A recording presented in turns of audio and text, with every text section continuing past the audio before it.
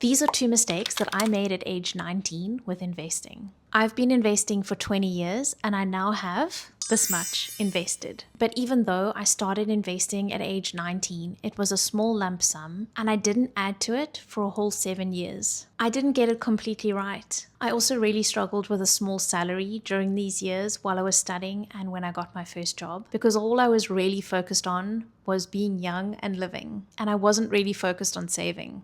There were two things that I didn't quite understand entirely. Even though they were explained to me, they didn't hit home for a while and they became my mistakes. The first is around compound interest. Time is a heavy lifter when it comes to investing for the long term, which is the approach that I'm taking. The longer your money has to grow, the better. And when you can afford to add to your investments every month, then your gains become even bigger because your capital is being added to and you're growing interest on your gains as well as your capital each time you add more money. And this is assuming that you're also reinvesting your interest and your dividends as well. Number two was how my mindset needed to change. If I'd known what I know today in terms of investing smaller amounts and how much time was on my side, I could have gained almost a whole decade worth of compound growth. Now, it's obvious that I can't go back and change these things, but I have learned from these mistakes. And now I have a very clear goal of what I want to achieve. And I'm making every effort to invest more now than I was back then